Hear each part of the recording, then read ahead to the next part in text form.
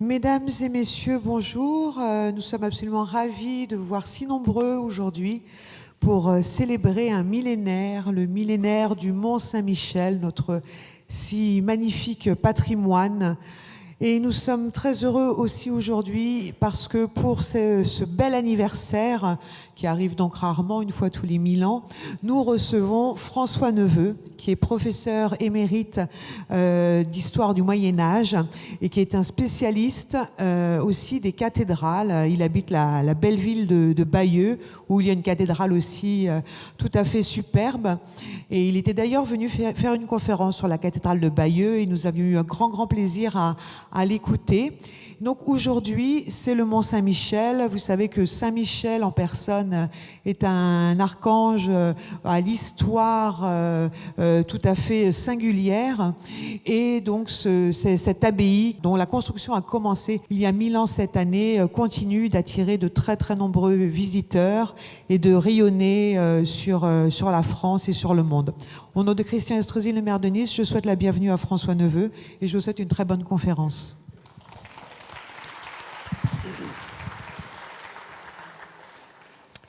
Eh bien, merci beaucoup Karine Marais pour cet accueil très sympathique. C'est la deuxième fois que je viens à Nice et que j'ai déjà été invité il y a quelques années. Et j'en avais gardé un très bon souvenir et je suis très heureux de revenir dans votre belle ville de Nice. Donc pour parler d'un sujet qui concerne plutôt la Normandie. Et donc cette célèbre abbaye de Mont-Saint-Michel, dont effectivement nous fêtons le millénaire. Je vais vous expliquer exactement de quel millénaire il s'agit. Donc bien sûr, tout le monde sait que le Mont-Saint-Michel est un monument exceptionnel. Et je parlerai un petit peu de la fondation. Il y a des légendes concernant cette fondation. Et on va parler aussi de la construction du monastère, puisque ce millénaire, c'est justement le millénaire de la construction de l'abbatiale. L'abbatiale du Mont-Saint-Michel, qui est toujours debout, a été commencée en 1023, donc ça fait exactement 1000 ans. Alors j'irai jusqu'à 1523, comme ça on fera en même temps, on coupera ce millénaire en deux, puisqu'on peut dire que la construction a commencé en 1023 et elle s'est terminée en 1523. Ça tombe bien, c'est le hasard des chiffres. Alors bien sûr, c'est une abbaye bénédictine qui a une histoire assez mouvementée parce que c'est en même temps une forteresse à la frontière de la Normandie et de la Bretagne et qui a joué un rôle sur le plan militaire pendant le Moyen-Âge. Alors après, elle a un destin ultérieur, puisque les moines sont chassés comme partout à la Révolution française, et par conséquent, l'abbaye devient prison. Il ne faut pas trop s'en plaindre, parce que c'est en grande partie grâce à ça et qu'elle a été conservée. Et donc elle a été prison pendant presque un siècle, et ensuite les prisonniers sont partis en 1863. Elle est devenue vraiment un monument historique et c'est ce qu'elle est toujours aujourd'hui pour notre plus grande joie, si je puis dire. Donc voilà les grands traits de l'histoire que je vais brosser pour vous au cours de cette conférence. Donc je parlerai d'abord de la fondation du Mont-Saint-Michel. Ensuite, ce sera la partie centrale et principale, donc la construction de l'abbaye au cours de ces 5 siècles, du Xe au XVe siècle. Et puis ensuite, nous verrons ce qui se passe à la fin du Moyen-Âge, qui est une période assez mouvementée. C'est la période de la guerre de 100 ans, XIVe et XVe siècle. Et en conclusion, je dirai quelques mots sur ce qui s'est passé après.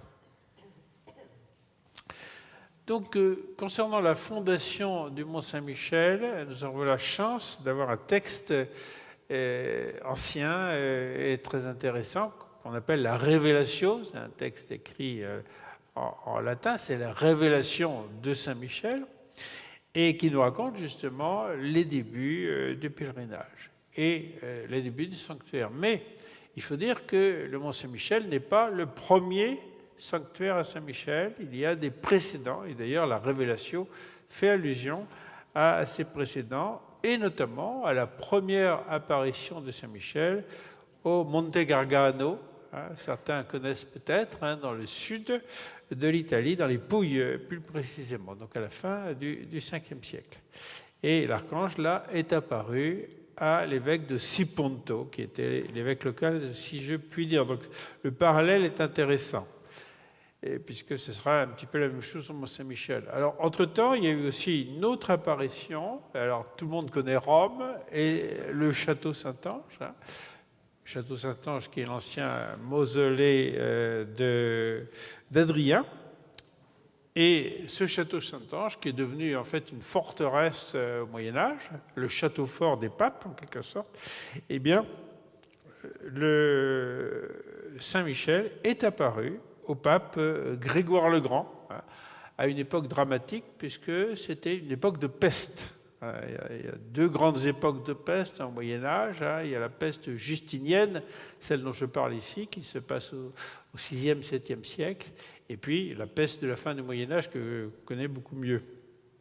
Et c'est bien sûr cette peste dont il est question. Donc le pape organisait une grande procession pour prier Dieu afin que la peste s'arrête, et il a vu apparaître au sommet du château Saint-Ange Saint-Michel avec son épée, et Saint-Michel a rangé son épée dans le fourreau, et le pape a compris que ça voulait dire que la peste allait s'arrêter, et c'est évidemment ce qui s'est produit.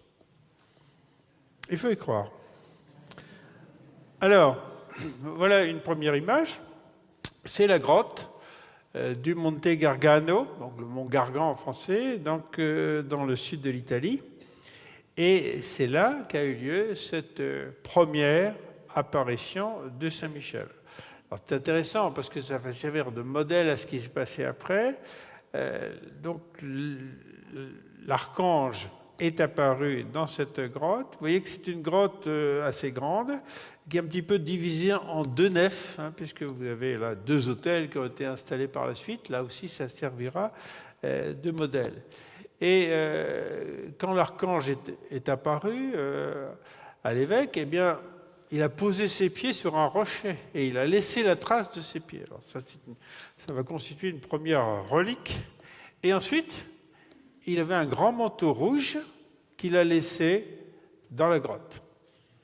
Et ce sera une seconde relique. Parce que c'est difficile d'avoir des ossements d'archange, puisque c'est un personnage éthéré. Mais voilà donc deux reliques fondatrices. Alors voilà donc la grotte de Monte Gargano, le château Saint-Ange. Vous voyez aujourd'hui encore, au sommet du château Saint-Ange de Rome, vous avez cette grande statue de Saint-Michel qui commémore donc cet événement dont je vous ai parlé tout à l'heure, sous le pape Grégoire le Grand. Alors venons-en au Mont-Saint-Michel. L'évêque du lieu, si je puis dire, c'était l'évêque d'Avranches, petit évêché normand qui se trouve tout près du Mont-Saint-Michel. Mont-Saint-Michel qui ne s'appelait pas évidemment le Mont-Saint-Michel avant l'apparition, ça s'appelait le mont Tombe. Tumba, en latin, ça veut dire un mont en forme de tombe, on peut dire ça comme ça. Et donc, l'évêque Aubert a vu en songe, c'est pas vraiment une apparition, c'est un songe. Donc, au cours d'un songe, il a vu Saint-Michel qui lui a ordonné de construire un sanctuaire sur le mont Tombe. On a une date précise, cet événement se passe en 708. Et la construction suit immédiatement en 709. Et une fois que l'évêque a reçu cet ordre, en quelque sorte, et commencé la construction, eh bien, il a envoyé des clercs en Italie du Sud pour avoir ces fameuses reliques, justement, puisqu'il n'avait pas de reliques. Saint-Michel n'a rien laissé en Normandie. Ce n'était pas encore la Normandie, d'ailleurs, à l'époque. C'est avant la Normandie. Et donc, il est allé en Italie du Sud, et ces clercs ont ramené un fragment du rocher sur lequel l'archange avait posé ses pieds et un fragment de son manteau rouge. Alors, il y aura une autre relique par la suite, ce sera évidemment le corps de Saint-Aubert lui-même, mais je vous en reparlerai tout à l'heure. Alors, on a des dates assez précises, tout ça est dans la Révélation. On sait que l'événement se passe sur le roi Childebert. Ce roi Childebert, c'est Childebert III. Hein. Alors, on est à la fin de l'époque mérovingienne, c'est-à-dire c'est un petit peu l'époque des rois fainéants, si vous voulez. Hein. Tout le monde connaît les rois fainéants. Donc, ce ne sont pas eux qui gouvernent véritablement. Hein. Celui qui gouverne, c'est Pépin de Herstal. Et Pépin de Herstal, c'est l'ancêtre de Charlemagne. Hein. Mais il y a quand même un roi carolingien. Et donc, cet événement, il nous est montré en image dans un document du Moyen-Âge. Je vais tout de suite vous montrer l'image. Donc, on voit le songe de cet évêque et on voit que l'évêque résiste à la volonté de l'archange. Et il faut que l'archange intervienne 3 fois. Hein. C'est au 3e songe, le texte dit qu'il va être vivement rudoyé par l'archange. Hein. Et à ce moment-là, il se décide à construire le monument. Alors, voilà l'image. Bon, elle n'est pas excellente. Hein. C'est une page du cartulaire de Mont-Saint-Michel, un document exceptionnel hein, qu'on a la chance de conserver aujourd'hui à la bibliothèque d'Avranches. Et vous avez donc une enluminure qui représente. Je vais essayer de vous la montrer en plus gros. Voilà. Alors, je ne sais pas si vous voyez, mais on voit ici. Donc, alors, je vais peut-être utiliser. Je crois que je suis très bien équipé. Donc, je vais vous montrer ça. Tout marche quand je bouge. Bon, c'est formidable. La technique est là. Donc, vous voyez ici l'archange, vous voyez, et le doigt de l'archange qui touche le front de l'évêque. Hein. Donc, il est vivement rudoyé, comme dit le texte, et il va se résoudre à obéir à l'archange. Vous allez voir quelles sont les conséquences qu'on va en tirer par la suite.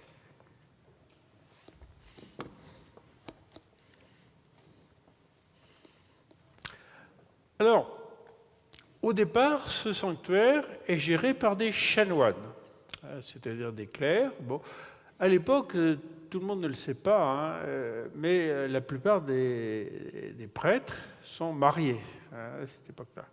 Et donc, il y a de bonnes chances que ces chanoines du Mont soient aussi des chanoines mariés. Donc, ils vivent avec femmes et enfants, et ça ne les empêche pas de desservir le sanctuaire, ce qui est parfaitement normal. On est avant la réforme grégorienne, qui intervient à partir du XIe siècle. On est plusieurs siècles avant, bien entendu. Alors, cette situation ne plaît pas à certains clercs, en particulier aux moines. Hein. Et justement, au Mont-Saint-Michel, donc... on a un texte rédigé par les moines qui s'appelle l'Introductio Monachorum, hein, l'introduction des moines, l'arrivée des moines au Mont-Saint-Michel, et qui explique que justement les chanoines avaient une vie tout à fait dissolue, hein, c'est ce qui est dit dans le texte, hein, mais en réalité c'est probablement qu'ils étaient tout simplement mariés, qu'ils avaient une vie sexuelle et ça ne plaisait pas aux moines, bien sûr, hein, qui étaient pour le célibat. Et ils pensaient que les célibataires étaient plus près de Dieu, ils avaient une vie plus pure hein, que les gens qui se livraient donc au péché de la chair, on va dire ça comme ça. Alors, donc c'est le duc de Normandie, Richard Ier. Alors là, on est vraiment dans la Normandie, hein, qui est fondée en 911. Hein, donc, le duc Richard Ier fait donc venir des moines pour remplacer les chanoines. En réalité, pendant pas mal d'années, les chanoines et les moines vont cohabiter, ce qui ne va pas être très facile. En tout cas, il fait venir un abbé réformateur qui s'appelle Ménard et qui est originaire de Flandre et qui a d'abord été abbé de Saint-Vendry. Donc, vous savez, tous les monastères de Normandie avait été détruit par les Vikings. Hein, donc il n'y avait plus rien. Il fallait tout reconstruire à cette époque-là. Et c'était compliqué parce que non seulement on avait détruit les bâtiments, mais on avait aussi, en quelque sorte, volé les biens hein, qui permettaient aux moines de vivre et qui avaient été donnés à des laïcs.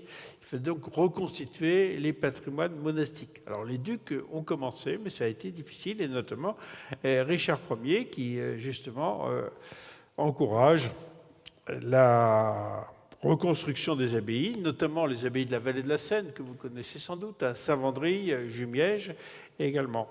Et donc, ce Ménard était abbé de Saint-Vendry, et le duc le nomme également abbé du Mont. Alors, il va cumuler, hein, si vous voulez, très souvent, ces moines réformateurs cumule plusieurs postes quand il s'agit de réformer des abbayes. Alors c'est le cas pour Ménard Ier.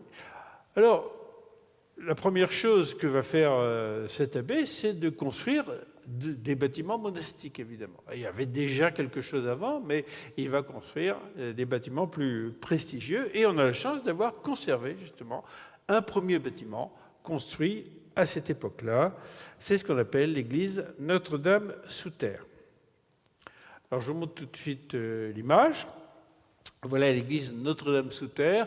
Alors, certes, beaucoup d'entre vous ont sans doute visité l'abbaye de Mont-Saint-Michel, mais c'est quelque chose qu'on ne voit pas facilement. Il faut faire des visites particulières pour visiter cette église, parce qu'elle se trouve sous l'abbatiat actuelle. C'est une sorte de crypte, si vous voulez. Mais à l'origine, ce n'était pas une crypte. Il y a des fenêtres, d'ailleurs, elle donnait sur l'extérieur. Ce qui est très intéressant, c'est que, d'abord, on a la date précise de construction, puisqu'il y a eu des analyses scientifiques qui ont été faites récemment et qui nous ont prouvé qu'elle date des environs de 970, c'est-à-dire très peu de temps avant l'arrivée des premiers moines en 965.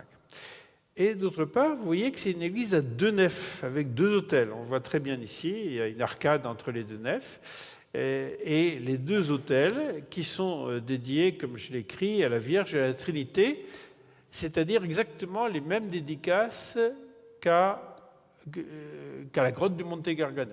Vous voyez, on refait une fausse grotte, en quelque sorte, du Monte Gargano, et c'est vraiment la construction des premiers moines. Alors, je vous montre une autre image, un petit peu plus détaillée. Donc, vous voyez l'autel de droite.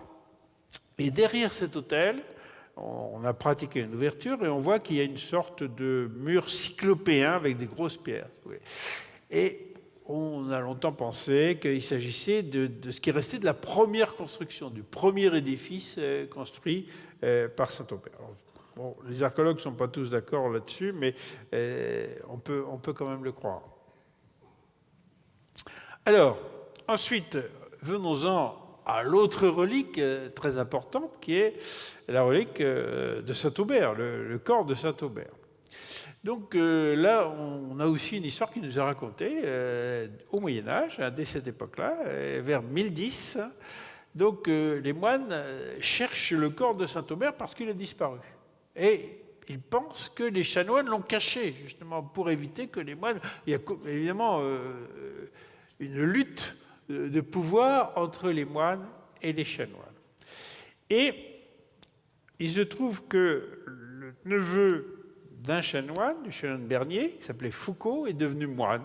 Et il dit, mais dans ma jeunesse, je me souviens avoir transporté un coffre caché dans la cellule du chanoine Bernier. Alors, ils vont faire des fouilles, en quelque sorte, dans la cellule, et ils découvrent effectivement le corps d'un homme, et qui, croit-il, c'est certain, est le corps de Saint-Aubert. Or, le corps de ce saint, il y avait un crâne, bien entendu, c'était un corps complet, et ce crâne était percé d'un trou.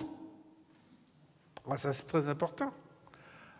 Alors, pourquoi ce trou? Eh bien, on va penser que c'est la trace du doigt de l'archange.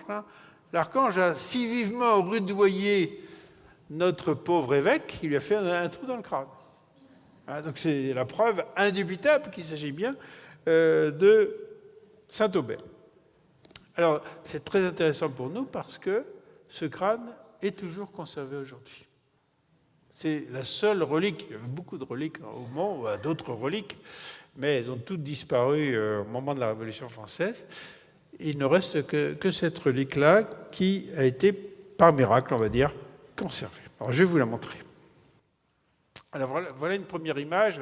On ne voit pas très bien, mais c'est le reliquaire qui date de 1895. Et c'est une photo très récente que j'ai prise il y a quelques semaines.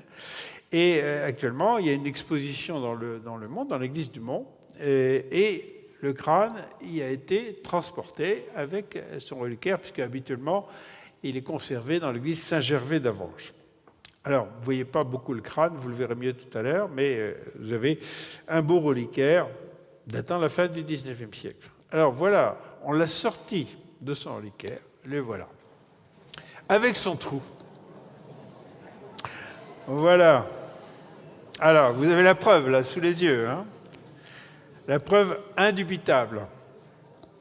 Alors, ce crâne a été sorti, c'est très récent, hein, puisque depuis des années, des universitaires, notamment de mon université de Caen, voulaient faire des études scientifiques pour savoir quel était ce crâne, parce qu'il y a beaucoup de légendes qui couraient à propos de ce crâne. Mais il y avait une résistance à la fois du clergé, il y avait peur qu'on découvre que c'était une fausse relique, bien sûr, mais même du maire d'Avanches. L'ancien maire d'Avanches disait, mais vous comprenez, s'il est plus authentique, c'est une perte pour notre ville, hein, et c'est très ennuyeux. Et il a posé la question au conseil municipal, et la plupart des conseillers ont dit non, pas question de faire des analyses. Donc ça a duré des années, il a fallu qu'il y ait une nouvelle élection, une nouvelle municipalité. Le maire actuel d'Avanches est un maire historien qui s'intéresse beaucoup à la question, donc ça a beaucoup changé. Le clergé, ça a été plus difficile, hein. Il y a eu une séance mémorable à laquelle j'ai assisté, dans laquelle il y avait l'évêque de Coutances et d'Avranches, hein, l'évêque actuel, qui était d'accord, lui, pour faire les analyses. Mais le curé de l'église n'était pas d'accord.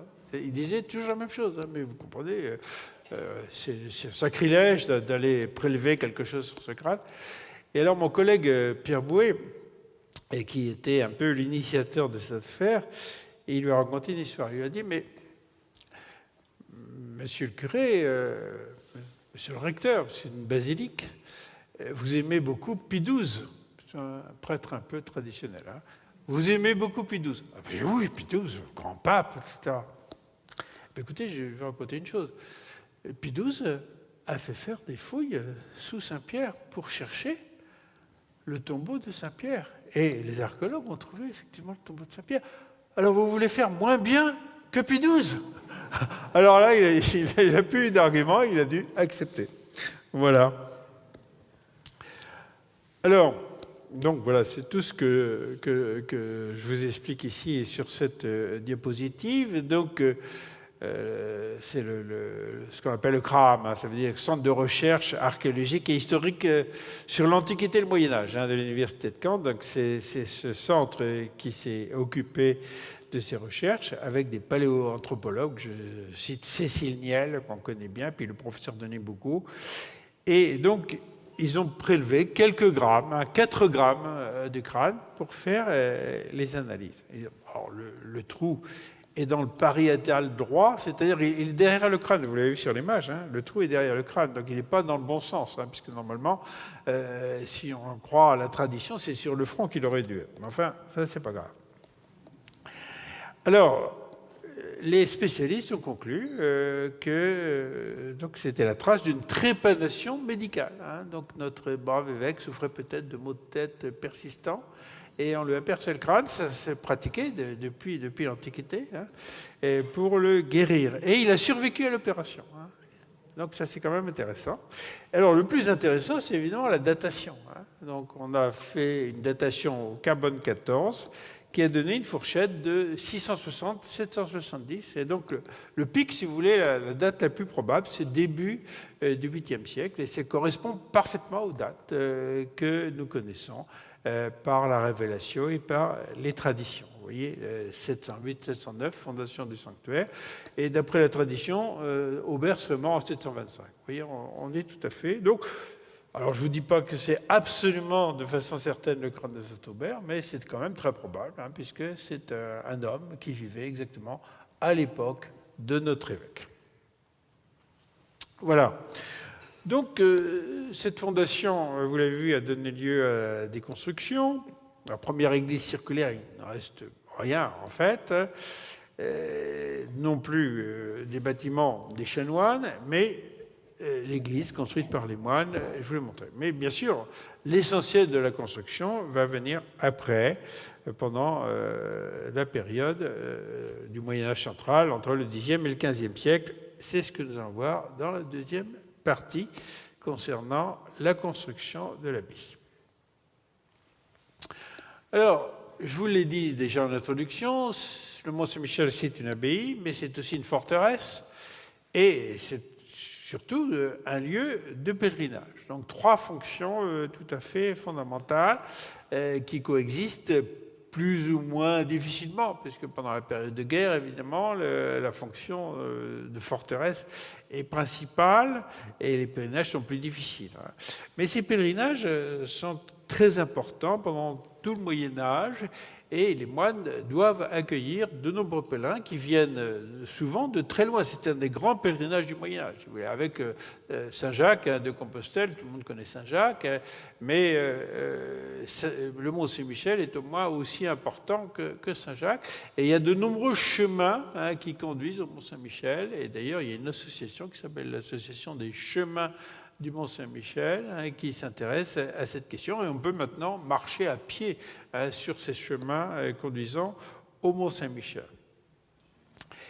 Et quand ils arrivent au mont, alors n'oubliez pas que le mont à cette époque-là, c'est une île, donc il n'y a évidemment pas ni de digue ni de pont, donc on peut passer à pied évidemment à marée basse, mais il faut être accueilli sur place. Donc vous avez dans le village déjà des hôtels, si je puis dire, des lieux où on peut coucher quand on a les moyens de payer, mais pour les pauvres, eh bien, les moines les accueillent directement dans l'abbaye, dans les parties basses de l'abbaye, ce qu'on appelle l'aumônerie, et un bâtiment qui existe toujours, j'aurai l'occasion de vous en parler.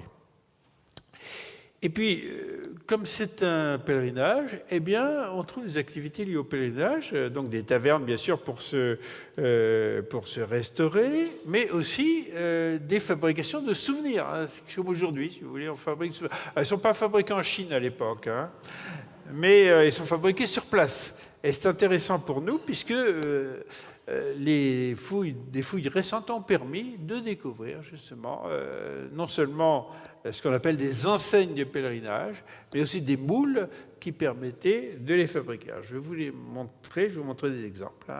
Voilà. Donc vous avez ici des exemples de moules qui sont des moules en schiste qui sont destinés à fabriquer ces enseignes de pèlerinage. Celle-ci date de la fin du Moyen-Âge. Donc à gauche, vous avez Saint-Michel en armes avec une armoirie, une armure, tout à fait de cette époque-là, du XVe siècle. Et il porte à la main droite donc un bouclier. Et de ce bouclier, c'est pas tellement de ce qu'on fait, c'est plutôt la lance. Il y a une lance qui apparaît sur l'autre côté, mais il terrasse évidemment le démon. Saint-Michel est constamment en train de terrasser le démon. Alors à droite, vous avez d'autres images un petit peu différentes de l'archange. Là, un archange couronné. Et vous avez deux faces en réalité. Sur la pierre sont sculptées les deux faces de l'enseigne. D'un côté, vous avez les armoiries du roi de France, et de l'autre côté, vous avez la Vierge, une Vierge de l'enfant. Et le tout est compris dans une coquille, puisque la coquille, on parle de la coquille Saint-Jacques, mais en réalité, la coquille est l'emblème des pèlerins. Et les pèlerins du Mont-Saint-Michel portaient également des coquilles. Alors, venons-en aux constructions. Donc, la chronologie des constructions est difficile à établir. On n'a pas souvent de date précise. Et on peut se demander justement qui a construit, parce qu'on n'a pas le nom d'architecte à cette époque-là, pendant tout le Moyen-Âge. En gros, pour le monde, ça n'existe pas. Mais on a beaucoup de chance. On peut penser que les abbés ont joué un rôle essentiel dans cette construction. Alors, il y a d'une part des gens savants. Alors, les gens savants au Moyen-Âge sont des clercs, essentiellement, qui ont fait des études, et notamment des études de mathématiques, qui leur permettent de dresser des plans, parce que c'est indispensable. Et puis, d'autre part, vous avez des maîtres d'œuvre qui dirigent directement la construction, qui éventuellement peuvent être aussi des moines ou des laïcs, tout simplement. Voilà. Alors, on a quelques exemples qui ne sont pas du Mont, mais je vous les livre à titre de comparaison. On a l'exemple d'un grand abbé du Moyen-Âge qui a œuvré en Normandie, c'est Lanfranc. Alors, je ne sais pas si vous dit quelque chose, c'est un Italien, Lanfranc, hein, Lanfranc de Pavie. Il est originaire donc de Pavie. Et il est venu en Normandie, où il a été remarqué par Guillaume, avant qu'il soit conquérant, hein, par le duc de Normandie Guillaume. Et le duc de Normandie l'a nommé abbé de Saint-Étienne-de-Camp. C'est très important pour lui, hein, puisque Saint-Étienne-de-Camp, c'est l'abbaye fondée par Guillaume le Conquérant. Vous savez que les deux abbayes canaises ont été fondées par le couple ducal, le duc et la duchesse. Et ils y ont fait élection de sépulture. Leurs tombes sont toujours dans ces deux abbayes. Donc, choisir comme abbé Lanfranc, évidemment, pour cette abbaye, c'était très important pour Guillaume.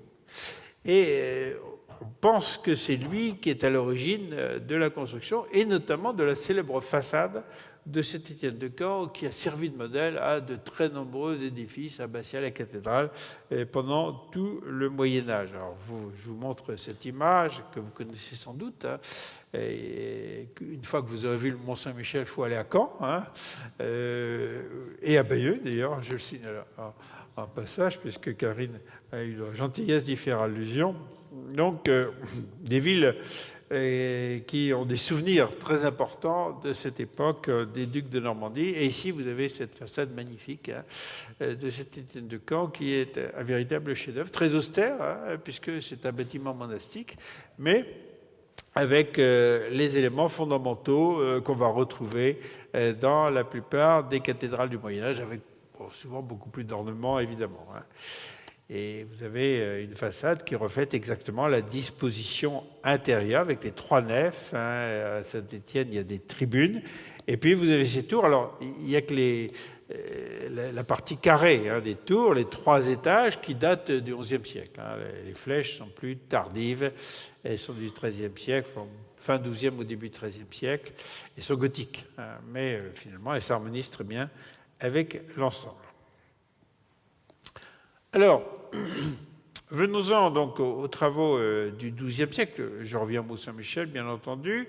Donc, à cette époque-là, les abbés sont nommés par les ducs, et les ducs sont en même temps rois d'Angleterre. Hein. C'est la grande époque, donc à partir de Guillaume le Conquérant, de ce qu'on a appelé le royaume anglo-normand, même si ce terme n'a pas d'existence historique, hein, parce que vous avez un royaume indépendant, l'Angleterre, et un duché de Normandie qui fait toujours partie du royaume de France. Bon, ça pose beaucoup de problèmes au roi de France, évidemment, hein, d'avoir un roi parmi ses sujets, parmi ses vassaux, c'est un problème. Alors, je cite Roger Ier, qui est nommé par Guillaume le Conquérant. Bon, ensuite, il aura un conflit avec son fils, Henri Beauclerc, puisque Henri Beauclerc va conquérir la Normandie en 1105-1106. Or, c'est justement à cette époque-là qu'il y a un événement dramatique pour le Mont-Saint-Michel, c'est que le côté nord de la nef va s'écrouler. Le mont est construit sur un rocher étroit, si vous voulez. Il n'y a que la croisée du transept qui repose véritablement sur le rocher. Tout le reste repose sur des cryptes successives. Par conséquent, c'est un monument très fragile. Il y aura souvent des écroulements au long du Moyen-Âge, et là, c'était particulièrement grave, hein, puisque c'était tout un côté de la nef qui s'écroulait. Et de plus, il s'est écroulé sur le dortoir des moines. Mais Saint-Michel a veillé. Il y a eu un miracle. Alors, souvent des miracles au Mont-Saint-Michel, heureusement. Et au moment où la nef s'est écroulée, les moines étaient dans le chœur en train de célébrer l'office de nuit.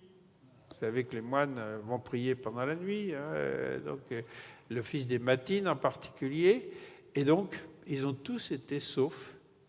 Et Saint-Michel était évidemment derrière ce miracle. C'est incontestable. Il faut y croire, là aussi. Alors, les travaux de construction ont commencé sous Roger II. Et vous voyez, on arrive en 1123, donc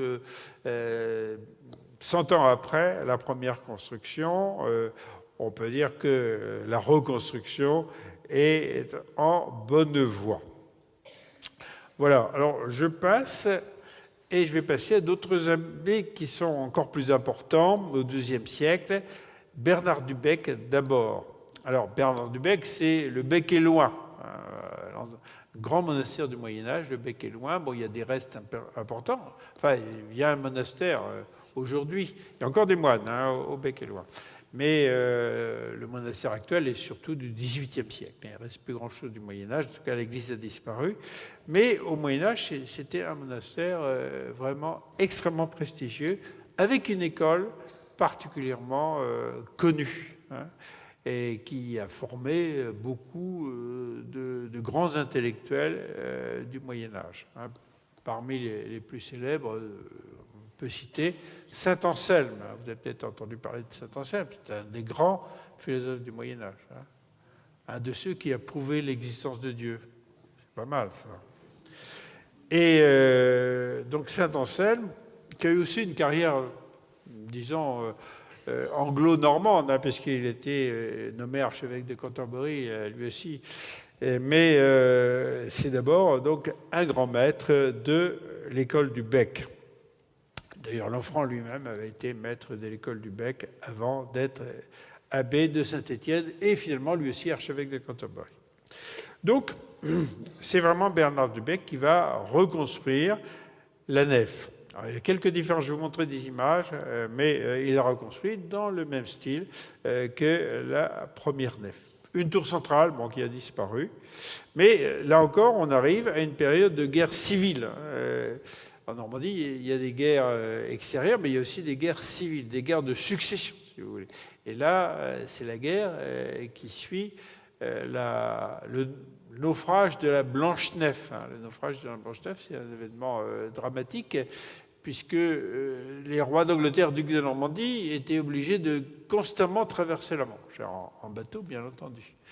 Et en 1120, donc alors que le roi traversait, et il a traversé sans encombre d'ailleurs, mais dans un autre bateau qui s'appelait la Blanche-Nef, il avait placé son fils, son héritier, et tous les jeunes, si vous voulez, tous les jeunes de sa cour, donc les jeunes des plus grandes familles de Normandie. Or, ce bateau a fait naufrage, si vous voulez.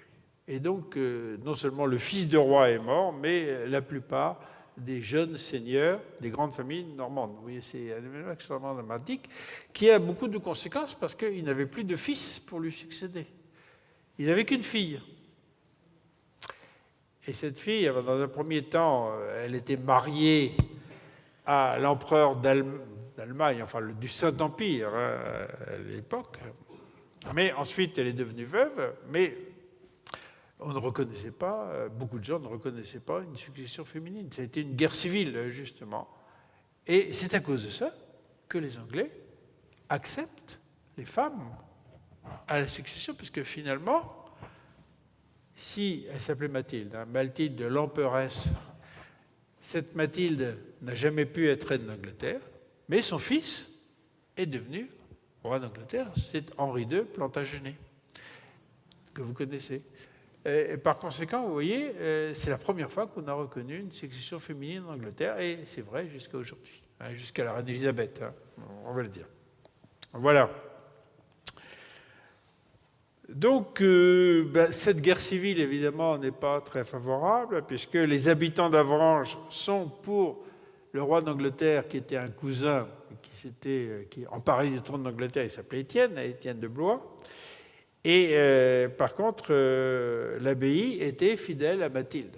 Donc, il y a eu une attaque de village. Heureusement, l'abbaye n'a pas été touchée, mais le village a été incendié.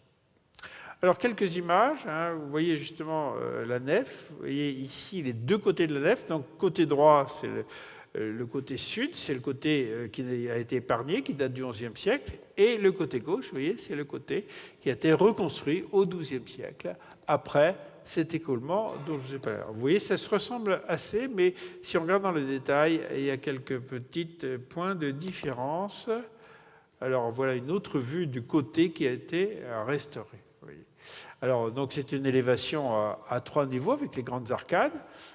Ensuite, un niveau de tribune, on va dire, ou de fausse tribune, et puis un niveau de fenêtre haute. Alors évidemment, tout est construit en granit de Chausey, puisque le duc de Normandie, Richard II, avait donné au mont les îles Chausée, qui se trouvent en face de Granville. Et ces îles sont en réalité des véritables carrières de pierre. Et c'était facile de transporter les pierres de Chausée au mont par la mer, évidemment. Parce que vous savez qu'au Moyen-Âge, c'est très difficile de transporter la pierre parce que c'est très lourd. Donc il faut en réalité des voies navigables. Donc, et la mer, évidemment, c'est le plus simple. Et c'est donc la raison pour laquelle la plus grande partie des constructions du mont se sont faites en granit de Chausée, comme vous pouvez le voir ici. Alors, Bernard Dubec est aussi un grand intellectuel. Je ne vais pas entrer dans trop de détails, mais je parlerai surtout du scriptorium du mont, puisque dans les abbayes au Moyen-Âge, il y a un scriptorium, c'est-à-dire on copie les manuscrits, si vous voulez. Et la grande période d'activité du scriptorium du mont, c'est le XIe et le XIIe siècle. Et il y a énormément de manuscrits qui, heureusement, sont conservés aujourd'hui dans les bibliothèques d'Avanches. Vous savez, on a eu beaucoup de chance, parce que les archives du Mont-Saint-Michel ont été en quelque sorte séparées en deux. Tout ce qui était parchemin, archives traditionnelles, ont été déposés à Saint-Lô, dans les archives départementales de Saint-Lô, et tous les livres, tous les manuscrits ont été déposés à la bibliothèque d'Avanches. Or, les archives de Saint-Lô ont été complètement détruites en 1944. Et donc on a perdu, c'est quand même une grosse perte pour les historiens, on a perdu toutes les archives du Mont-Saint-Michel. Mais par contre, par miracle, on va le dire, on a conservé tous les manuscrits qui se trouvent donc toujours à la bibliothèque d'Avanches. Alors, je vais vous montrer quelques petits exemples. Alors voici un des plus beaux manuscrits. C'est une œuvre célèbre de saint Augustin. Saint Augustin qui combat les hérétiques, et en particulier un hérétique qui s'appelle Faustus. C'est un manichéen. Et vous voyez ici la première page avec une très belle enluminure. Je vais vous la montrer en détail d'ailleurs. Et puis à droite, le début du texte avec une initiale ornée. Ce sont souvent de très beaux manuscrits. Aujourd'hui, il y a un musée qui a consacré ces manuscrits à Avanches, qu'on appelle le scriptorial d'Avanches. Alors, si vous allez voir le Mont-Saint-Michel, il faut aussi aller voir le scriptorial, et vous verrez quelques-uns, ils ne sont pas tous exposés, mais quelques-uns de ces très beaux manuscrits en direct, et puis aussi beaucoup d'explications sur la fabrication de ces manuscrits. Alors voilà donc l'image, la même image, un petit peu plus claire, et qui nous montre justement ce débat entre saint Augustin à gauche et l'hérétique Faustus à droite. Alors vous voyez que chacun a son livre avec, où il expose ses arguments. Saint Augustin a son livre sur les genoux, l'autre le porte à ses côtés. Et puis, de part et d'autre, vous avez des clercs, puisqu'ils sont tous clercs, membres du clergé, puisqu'on reconnaît les clercs au Moyen-Âge à leur tonsure, évidemment. Donc, il n'y a pas d'habit spécifique pour les clercs, mais comme ils sont tonsurés, on les reconnaît tout de suite. Donc voilà, alors on peut penser que saint Augustin a réussi, il n'a pas réussi à convaincre Faustus, mais enfin, l'hérésie manichéenne n'a pas eu beaucoup de succès, en partie grâce à lui. C'est un des grands-pères de l'Église, comme vous le savez.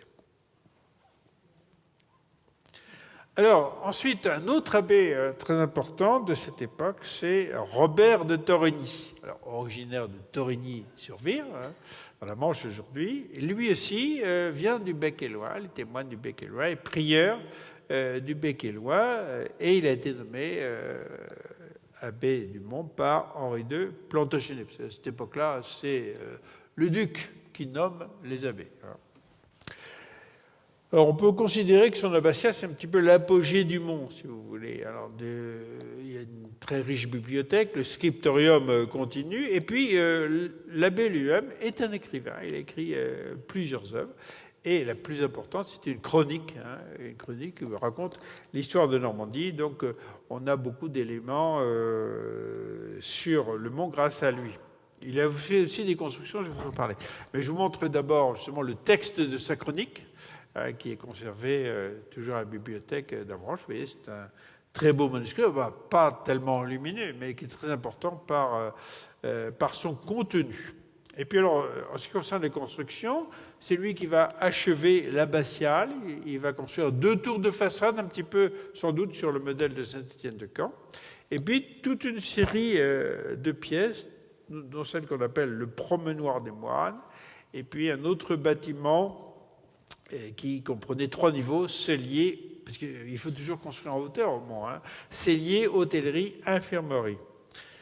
Alors, je vous montre l'image de ce qu'il y a, parce qu'il ne reste plus grand-chose en fait de ces constructions. Voilà ce qu'on appelle le promenoir des moines. Bon, c'est une appellation traditionnelle qui ne signifie pas grand-chose. On a pensé que c'était peut-être ce qui servait de cloître à l'époque de Robert, mais en réalité, il y avait un cloître roman, donc c'est pas ça.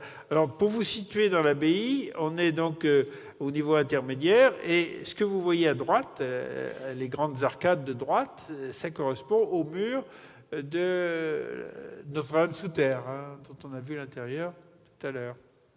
Et alors, vous voyez qu'on a changé de style, on n'est plus à l'époque romane, hein, on est dans la deuxième moitié du XIIe siècle, c'est donc déjà l'époque gothique, on construit toujours dans le style de son temps. C'est un gothique assez maladroit, il faut bien dire ici. C'est le début du gothique. Alors, que reste-t-il de ces constructions? Pas grand-chose, je vous le disais. Les tours de façade vont s'effondrer à différentes époques. Et le bâtiment de l'infirmerie s'est écroulé en 1818, donc assez tardivement, à l'époque de la prison.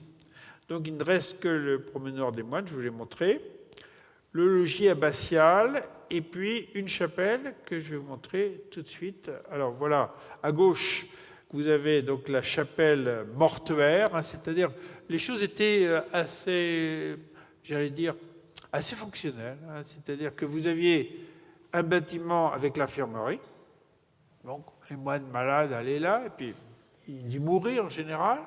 Donc on les amenait dans cette chapelle mortuaire juste à côté. Alors le bâtiment de l'infirmerie s'est effondré, mais la chapelle mortuaire existe toujours. On les déposait là quelque temps avant leur inhumation officielle, et ensuite, juste après, vous avez une porte, ça menait au cimetière. Et donc, vous voyez, c'était parfaitement logique. Et sur l'image de droite, vous avez donc le bâtiment, qui est sans doute le logis de Robert de Torigny. Alors, c'est intéressant parce que ça nous montre que l'abbé, à cette époque-là, commence à avoir ses logements particuliers, alors que, traditionnellement, l'abbé vivait plutôt avec ses moines.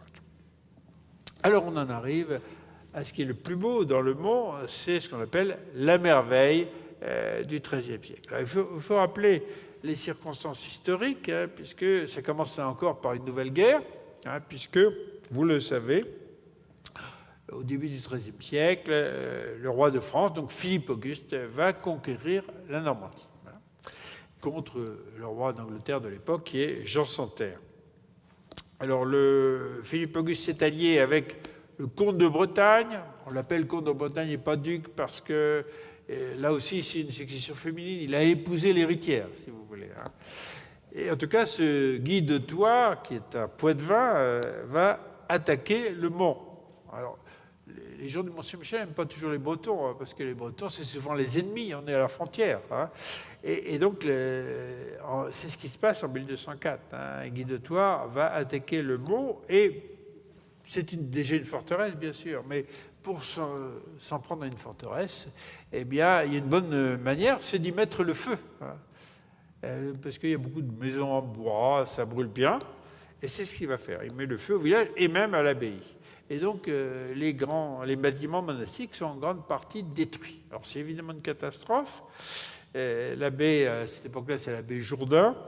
Mais évidemment, le roi de France n'est pas très fier, hein, parce que l'abbaye de Mont-Saint-Michel était déjà très connue. Donc, il n'a d'autre solution que de financer la reconstruction. Il va donc, alors on a le texte d'un moine du XVIIe siècle qui nous dit que le roi a envoyé à l'abbé Jourdain une bonne somme de deniers pour réparer cette église et ce monastère. C'est sans doute une somme considérable, hein, et qui va permettre de construire une série de bâtiments remarquables. C'est ce qu'on appelle la merveille. Alors l'abbé qui a vraiment reconstruit, c'est pas l'abbé Jourdain, c'est son successeur, l'abbé Raoul des Îles.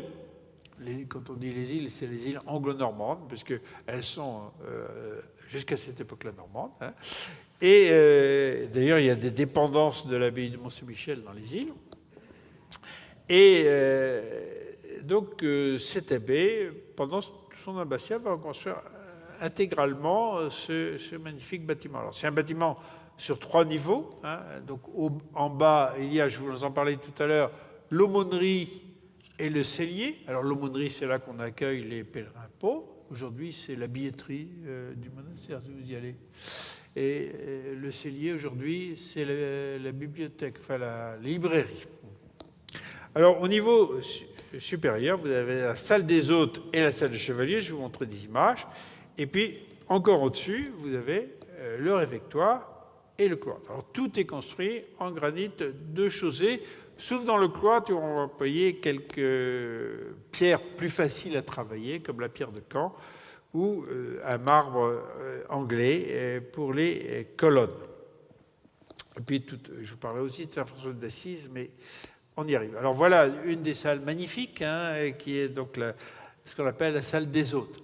Alors, au Moyen-Âge, si vous voulez, on distingue évidemment les différentes catégories sociales. Vous savez, les 3 ordres, ça date du Moyen-Âge. Hein. Donc, par conséquent, au niveau inférieur, vous avez l'aumônerie, vous avez donc le 3e ordre, vous avez les pauvres qui sont là. Hein. Ce qu'on appellera le tiers-état plus tard. Au second niveau, vous avez les nobles. Eh bien, c'est là, vous voyez, c'est là qu'on reçoit les hôtes de marque. Les rois, il y a beaucoup de rois de France qui sont venus faire leur pèlerinage au Mont-Saint-Michel. Et puis, les grands seigneurs, les grands personnages. C'est une magnifique salle, évidemment, vous voyez, à 2 nefs, qui comprend aussi, on ne le voit pas sur l'image, mais sur la gauche, vous avez des très grandes cheminées, hein, donc qui permettaient aussi de faire rôtir des animaux entiers pour nourrir ces gens-là correctement. Vous savez que la noblesse se nourrit de viande, hein, si vous voulez, ce qui n'est pas forcément d'ailleurs excellent pour la santé. Trop de viande, ça donne la goutte, et c'est souvent comme ça que finissaient les nobles et les rois à cette époque-là. Alors, il y a une comparaison avec un monument que vous connaissez sans doute, hein, c'est le Palais des Papes d'Avignon. Hein. Vous avez des salles tout à fait comparables, alors qui sont un peu plus tardives, hein, parce que celle-ci date du début du XIIIe siècle, celle d'Avignon date du début du XIVe siècle. On est à peu près un siècle après, mais c'est exactement le même type de construction. C'est le pape Clément VI qui a fait construire ces salles du Palais des Papes d'Avignon. Un pape d'ailleurs qui avait des liens avec la Normandie. Je n'entrerai pas trop dans le détail. Il a été archevêque de Rouen notamment. Alors, juste à côté, vous avez une autre salle magnifique, à 3 nefs, hein, qu'on appelle la salle des chevaliers. Alors, cette appellation n'a pas de caractère vraiment historique. On a considéré que c'est là que le roi Louis XI avait fondé l'ordre des chevaliers de Saint-Michel. Mais en réalité, ça ne correspond pas à la réalité. C'est vrai que le roi a fondé cet ordre-là, et en l'honneur de Saint-Michel. Louis XI était un roi très pieux et très superstitieux, donc il vénérait Saint-Michel, mais la fondation a eu lieu au château d'Amboise. Alors, en tout cas, plus pratiquement, c'est certainement, je dirais, la salle de travail des moines. Alors, je dis la salle de travail des moines, je ne dis pas le scriptorium. On dit souvent que c'est l'ancien scriptorium, mais en réalité, on est au XIIIe siècle, et au XIIIe siècle, et ce n'est plus le scriptorium parce que on ne copie plus de manuscrits au XIIIe siècle au Mont-Saint-Michel. Pourquoi ? Eh bien parce qu'au XIIIe siècle, il y a une grande université qui a été créée à Paris, hein, tout le monde le connaît, l'université de Paris, et qui est un lieu qui s'est spécialisé dans la fabrication des livres.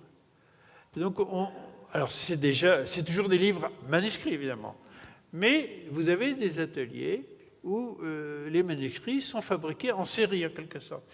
Et si bien que pour les moines du Mont, c'est beaucoup moins cher d'aller acheter leurs livres à Paris plutôt que de les fabriquer eux-mêmes. Et ça leur gagne du temps, donc ils n'écrivent plus de livres.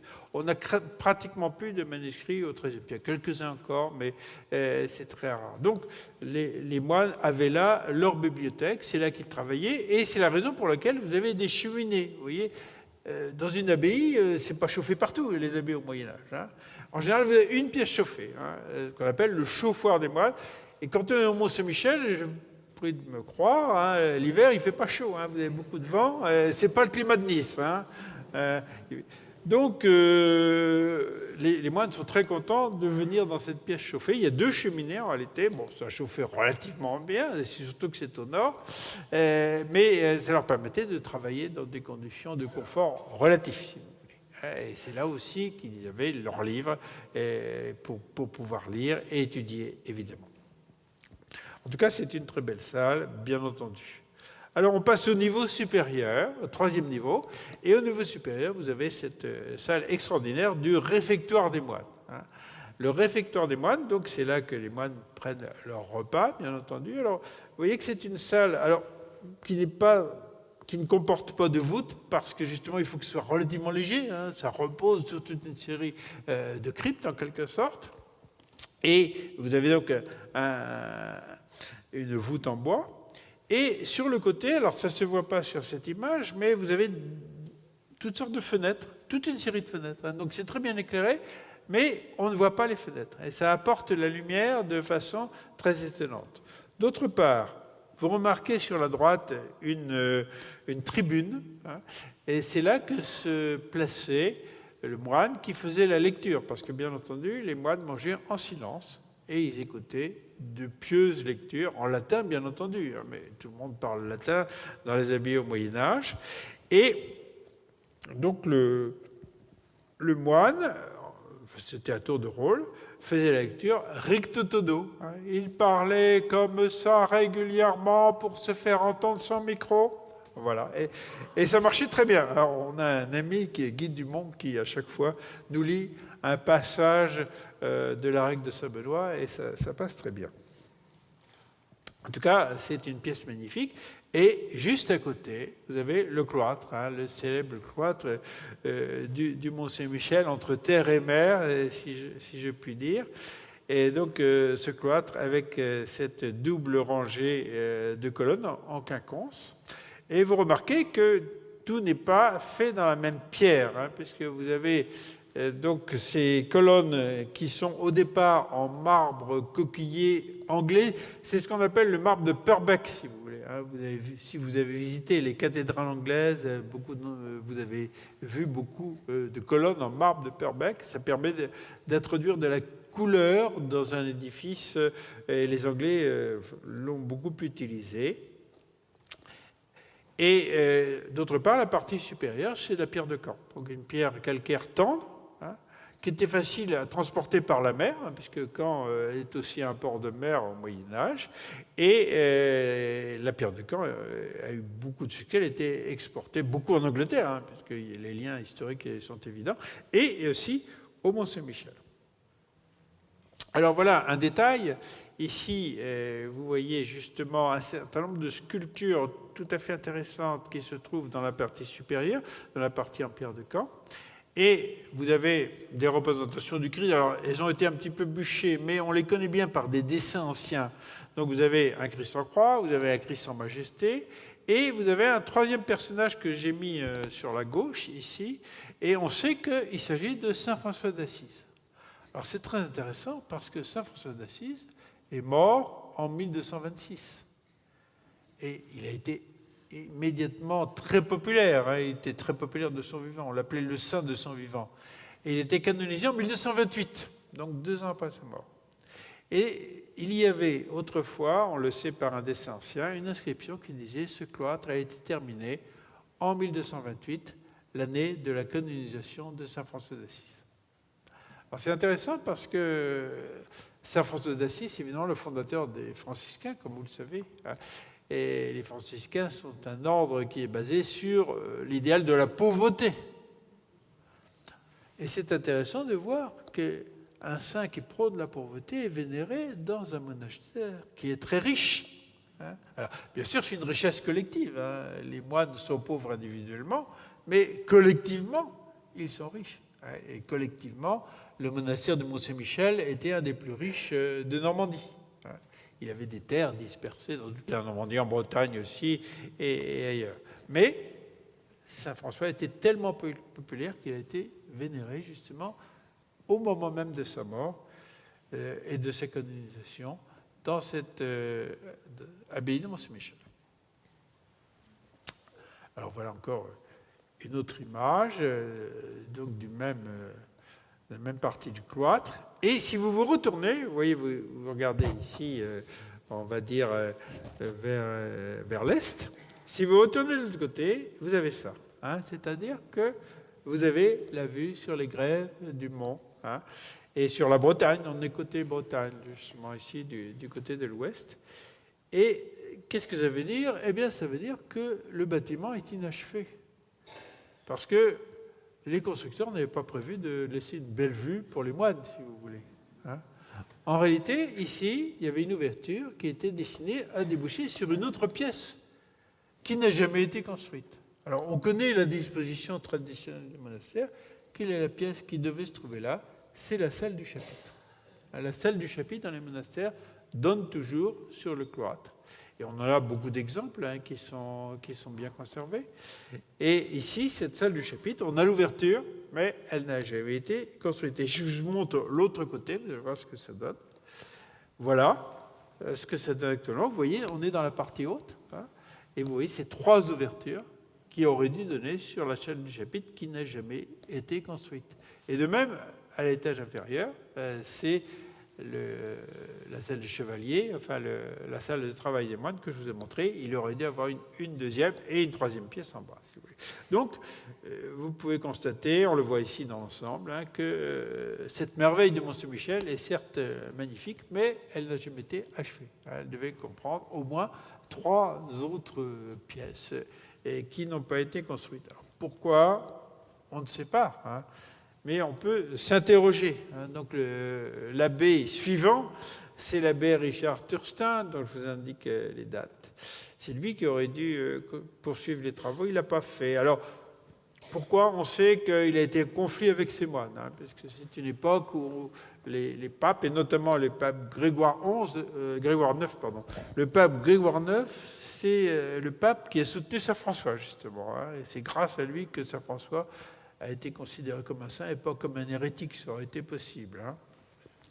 Et donc, c'est un pape qui était tout à fait en faveur de la réforme, et il a essayé d'imposer une réforme aux moines, et les moines du Mont n'étaient absolument pas d'accord pour se réformer, si vous voulez. Alors, il y a eu un accord, finalement. Saint-Louis est intervenu, puisqu'il est venu au Mont.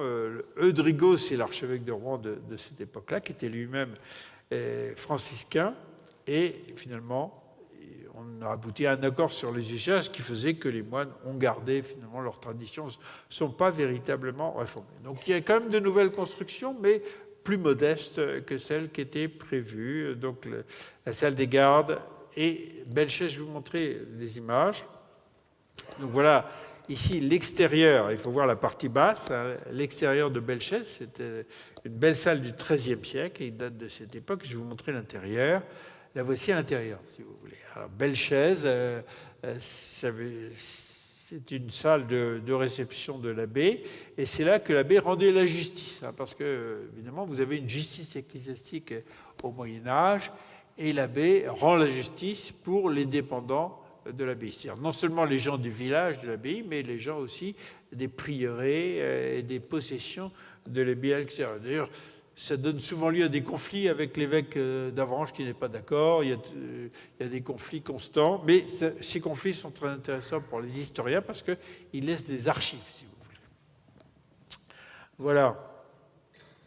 Alors, on en arrive à la troisième et dernière partie, donc la défense et l'embellissement du Mont. Donc, c'est l'époque, évidemment, de la guerre de Cent Ans. Vous le savez, cette guerre de Cent Ans, elle commence officiellement en 1337. Donc à l'époque, l'abbé s'appelle Nicolas le Vitrier. Et donc il y a une garnison au Mont, qui s'installe pour défendre l'abbaye dans le cadre de cette guerre franco-anglaise, comme vous le savez bien entendu. Et le Mont est une place forte frontalière vis-à-vis de la Bretagne, bien sûr, mais aussi vis-à-vis de l'Angleterre, hein, puisque les Anglais, à cette époque-là, possèdent déjà les îles anglo-normandes. Donc c'est pas très loin, évidemment. Alors, s'il y a une garnison, il y a un capitaine, donc un militaire évidemment, et ça ne se passe pas toujours très bien entre les abbés et le capitaine. Le plus célèbre des capitaines, c'est Bertrand du Guesclin. Bertrand du Guesclin, c'est un personnage que je connais bien. Claire Ruel et moi, Claire Ruel est là, donc on a écrit tous les deux un livre sur Bertrand du Guesclin il n'y a pas longtemps, justement. Et vous voyez le titre qu'il a, un capitaine général, Pontorson, Mont-Saint-Michel, etc. Et donc finalement, les abbés ont tellement insisté auprès du roi que le roi a décidé, c'est Charles V, qui a décidé que le capitaine sera l'abbé lui-même. C'est peut-être pas très efficace, hein, l'abbaye. Les abbés sont peut-être de bons constructeurs, sont-ils de bons militaires? Ça se discute. Alors voilà une image. Bon, une image évidemment qui n'est pas du Moyen-Âge. Hein. C'est sorti d'un livre qu'on a fait justement avec Claire aussi, qui s'appelle La Normandie illustrée. C'est un livre pour les enfants. Et on y voit justement du Guesclin qui sort avec sa troupe du Mont-Saint-Michel, qui était à peu près l'image qui est assez fidèle. On a eu un très bon dessinateur qui s'appelait Jean-Marie Michaud, et il a représenté l'abbaye telle qu'elle pouvait être au XIVe siècle, à l'époque de Guesclin, avec ces deux tours de façade, justement, qui ont disparu depuis. Alors, ensuite, il y a une pause dans la guerre. À la fin du XIVe siècle, il y a deux rois mineurs. En Angleterre, Richard II, en France, Charles VI. Deux rois pacifiques, ils veulent établir la paix. D'ailleurs, ils se rencontrent tous les deux en 1396 et ils décident d'une trêve de 28 ans. La trêve de 28 ans, c'est la paix, hein, c'est pas mal. Hein. Et malheureusement, ça ne va pas marcher, hein, parce que Charles VI va tomber fou. Hein. Première crise de folie, je vous l'ai mis en 1392, c'est déjà comment. Et puis, le roi d'Angleterre va être assassiné par son cousin qui veut devenir roi à sa place. Et c'est Henri IV. Et lui, Henri IV, d'Angleterre, bien sûr, veut recommencer la guerre. Alors, pendant ce temps-là, donc, vous avez un abbé très important qui est Pierre Leroy. Je vous ai mis ses dates. Là, c'est un personnage d'envergure. C'est un grand intellectuel, et étudiant et professeur à l'Université de Paris, spécialiste du droit canon. Et il va entreprendre une véritable restauration morale et matérielle du Mont-Saint-Michel. C'est-à-dire il va restaurer l'école monastique, il va lui-même enseigner le droit à cette école du Mont-Saint-Michel. Et puis, il va aussi restaurer les prieurés du Mont. Dans ces prieurés du Mont sont à la fois des lieux où il y a quelques moines qui sont là et qui prient, mais qui gèrent aussi les exploitations agricoles. Et il va faire construire notamment des granges dans ces différents prieurés. Alors on a conservé quelques exemples matériels exceptionnels, et je vous montre l'exemple de la grange du prieuré d'Ardevon. Alors Ardevon, c'est tout près de Mont-Saint-Michel, c'est une commune qui se trouve à quelques kilomètres, et on a la chance à Ardevon d'avoir conservé le prieuré du Moyen-Âge dans son état d'origine, si vous voulez. Alors vous voyez à droite, vous avez les bâtiments des moines, avec une salle de réception au premier étage, ça date du XIIIe siècle, il y a une partie du XIVe siècle, et puis juste en face, vous avez la grange du XVe siècle, construite justement à l'initiative de cet abbé Pierre Leroy. Alors, ce bâtiment est dans un excellent état de conservation aujourd'hui, ça n'a pas toujours été le cas, c'était devenu une ferme, simplement. Heureusement, ça a été racheté par la région de Basse-Normandie à l'époque. Ensuite, maintenant, ça appartient au diocèse de Coutances et d'Avranches, qui en a fait donc le siège d'une fondation du Mont-Saint-Michel, donc qui accueille des pèlerins et qui organise aussi des activités intellectuelles, notamment des conférences, justement. J'ai fait moi-même une conférence. À propos du millénaire, on a fait toute une série de conférences dans cette grange du XVe siècle. Voilà. Alors, il y a des constructions de Pierre Leroy, mais ce sont des constructions militaires. Là, on pense surtout à défendre le mont. Alors, je vais vous montrer des images de ces constructions. Donc, vous avez ici la liste. Voilà le châtelet d'entrée. Quand on rentre dans l'abbaye, c'est par là qu'on rentre aujourd'hui. Vous voyez que c'était une construction militaire chargée de défendre la porte d'entrée. C'est toujours très important, évidemment, la porte d'entrée du mont. Et ça montre que non seulement le mont est une forteresse en général, mais que l'abbaye elle-même est un château fort, si vous voulez. Et évidemment, c'était absolument nécessaire dans ces temps de guerre. Alors, c'est lui qui a fait construire aussi ces grands logis. Alors, ces grands logis ont deux fonctions. voyez, ce sont des murs de défense, d'une certaine façon. Vous avez d'ailleurs des mâchicoulis qui apparaissent. Et d'un autre côté, ça a permis de construire des logements, notamment pour l'abbé. L'abbé trouvait que le vieux logement de Robert de Torigny n'était plus à la mode. Hein. Il s'est fait construire un logement beaucoup plus spacieux. Alors, aujourd'hui, c'est utilisé par la communauté religieuse qui se trouve dans le Mont. Et entre eux, alors ici à droite, vous voyez, on est de l'autre côté, donc à droite vous avez les grands logis, et à gauche vous avez l'abbatiale, et entre les deux vous avez ce qu'on appelle les grands degrés, c'est-à-dire les escaliers qui permettent d'accéder à l'abbatiale par lequel passent tous les visiteurs.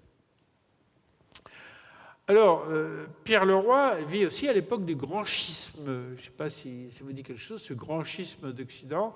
En 1378, il y a eu 2 papes concurrents qui ont été élus. Voilà. Puisque depuis le début du XIVe siècle, les papes étaient à Avignon. Et le pape d'Avignon a voulu revenir à Rome. Ce qui était normal. Et puis il était pressé par les Italiens, notamment par Sainte Catherine de Sienne, si vous voulez.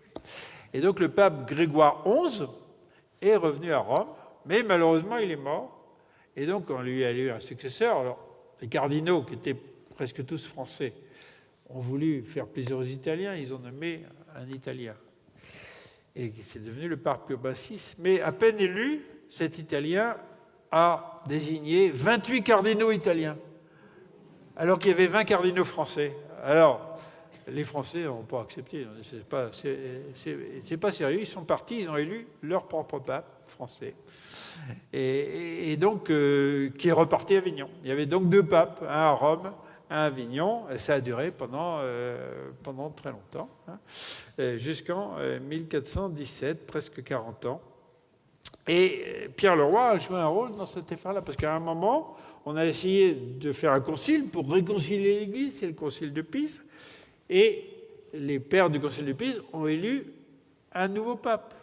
Mais les autres ont refusé de démissionner. Donc au lieu d'avoir 2 papes, on en avait 3. Ça n'a pas marché. Et alors, le successeur de ce 3e pape, c'est Jean XXIII, parce que vous avez connu un Jean XXIII, mais ce n'est pas le bon, évidemment. Hein, parce que l'Église d'aujourd'hui n'a reconnu que les papes de Rome. Donc, elle n'a pas reconnu les autres papes. Mais bon, à l'époque, on ne peut pas savoir lequel était bon. Hein. Et ce Jean XXIII n'était pas plus mauvais que les autres. Eh bien, Pierre Leroy restait auprès de lui.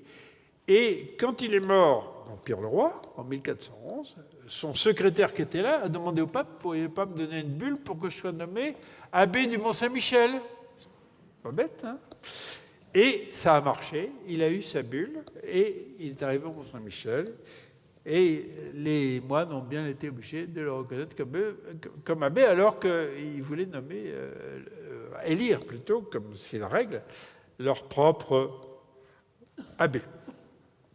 Alors cet abbé, Robert Jolivet, il faut en dire quelques mots, il a très mauvaise réputation, hein, parce qu'on est à la période donc, où la guerre a repris, où la Normandie est occupée par les Anglais, sauf un petit village, comme dans Astérix, si vous voulez. Hein. Donc le petit village, c'est le Mont-Saint-Michel, hein, qui n'a jamais été pris par les Anglais. Mais justement, l'abbé va choisir les Anglais, si je puis dire, mais ça peut s'expliquer, hein, c'est pas si simple que ça. En tout cas, dans un premier temps, cet abbé va travailler à la défense du mont, hein, puisque c'est lui qui va construire une nouvelle muraille de Mont-Saint-Michel, celle qui existe toujours. Hein. Et cette muraille permettait d'inclure toutes les nouvelles maisons, et elle reposait directement sur la grève. Les travaux récents, notamment ceux de David Fiasson, ont montré que ça avait été construit très rapidement, entre 1417 et 1420. Ça a coûté, on a le prix, ça a coûté 20 000 livres, c'est une grosse somme évidemment à l'époque, hein, mais justement le Robert Jolivet, quand il avait succédé à Pierre Leroy, il avait ramené le trésor de Pierre Leroy, de 4000 écus d'or, si vous voulez, une très belle somme, et ce a permis de reconstruire les murailles du Mont, donc vous voyez, il n'était pas entièrement mauvais. Alors ici, nous avons une image assez extraordinaire de cette époque-là, un petit peu avant, dans les très riches heures du duc de Berry. Et cette image est très fidèle à la réalité. Et il nous montre donc d'une part l'abbaye telle qu'elle était à cette époque-là, avec son corps roman, qui a disparu depuis, avec ses tours dont je vous ai parlé tout à l'heure, et l'ancienne muraille du XIIIe siècle, vous voyez, qui n'était pas très efficace, avec ces maisons qui étaient construites sur la muraille. Et c'est pour cette raison que Robert Jolivet a construit une nouvelle muraille devant cette ancienne muraille. Cette nouvelle muraille, c'est la muraille actuelle, je vous la montre ici. Alors vous supprimez le drapeau français, qui n'existait pas à l'époque, évidemment, mais autrement, c'est la muraille du début du XVe siècle, et qui est toujours la muraille actuelle, et finalement, elle s'est révélée très efficace, construite sous les ordres de l'abbé Robert Jolivet, qui est aussi capitaine du Mont-Saint-Michel, bien entendu. Alors, si on veut comprendre Robert Jolivet, il faut se remettre dans le contexte du temps. On est dans une période de guerre civile. Vous avez les Armagnacs et les Bourguignons, vous en avez entendu parler. Et les Bourguignons se sont finalement alliés avec les Anglais, et il y a eu un traité de paix qu'on appelle le traité de Troyes, si vous voulez. Donc, de bonne foi, on pouvait très bien se rallier au traité de Troyes, qui considérait que Charles VII était un roi peut-être bâtard, soi-disant dauphin, comme dit le texte, et que donc il valait mieux avoir comme roi Henri V, qui a été choisi comme successeur héritier de Charles VI. Alors, bien sûr, ça n'a pas marché, mais en tout cas, l'abbé Robert a choisi ce camp-là. Il a donc dû quitter le Mont-Saint-Michel. Alors, il y a eu plusieurs sièges du Mont-Saint-Michel, et voilà un témoignage qu'on ne voit plus actuellement parce que les bombardes ont été enlevées, mais elles vont revenir, je pense. Ce sont des bombardes anglaises. Les Anglais ont essayé plusieurs fois d'attaquer le mont. Alors, ils ont amené, on est à l'époque où l'artillerie est évidemment très importante, ils ont amené leurs bombardes par bateau, et malheureusement, pour eux, la mer s'est retirée rapidement, et ils ont dû repartir. Mais ils n'ont pas pu ramener les bombardes, et les gens du Mont les ont gardés, ils sont toujours là. Voilà un témoignage des échecs des Anglais contre le Mont Saint-Michel. Mais bien sûr, c'est Saint-Michel qui a protégé le Mont, vous vous en doutez. Voilà, alors, après la guerre, d'ailleurs, la guerre, on ne sait pas quand elle s'arrête, si vous voulez, cette guerre de 100 ans. On sait que ça date du début, 1336. Il n'y a jamais eu de traité de paix. Donc, on est toujours en guerre avec les Anglais, finalement. Bon. Alors, donc, en réalité, la guerre est terminée de facto, surtout après le traité de Péquigny en 1475. Mais ce traité n'établit pas de la paix, il établit simplement une trêve de 9 ans. Mais les gens, à l'époque, on considérait que cette fois, c'était fini. Donc, on va se relancer dans les constructions. Alors, il faut d'abord reconstruire le chœur, parce que le chœur roman, alors c'est pas pour des raisons militaires, le chœur roman s'est effondré pendant la guerre en 1421. Peut-être que la guerre est pour quelque chose, il y a peut-être eu un défaut d'entretien, si vous voulez. Et les travaux sont entrepris par un grand abbé. Alors, je dis grand abbé, il est venu qu'une seule fois au Mont, mais c'est quand même un personnage très important. Alors, il a été nommé, là aussi, par protection, puisque les moines voulaient élire, encore une fois, leur abbé. C'était le prieur Jean Godot. Mais le capitaine du Mont, à cette époque-là, il y a de nouveau un capitaine, au XVe siècle. Le capitaine du Mont, c'est Louis d'Estouteville, et il impose son jeune frère, Guillaume. Alors, c'est vraiment un cumulard, puisque, vous voyez, les cardinals, déjà depuis 1439, il devient abbé du Mont en 1444.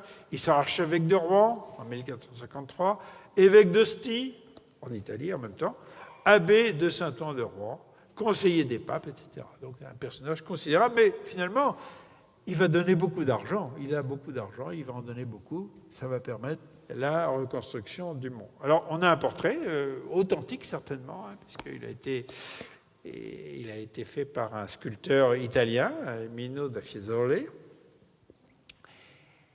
Et beaucoup de travaux. Il va recommencer, surtout la reconstruction du chœur. Alors dans le style de l'époque, comme toujours, le style gothique flamboyant, les travaux commencent en 1446.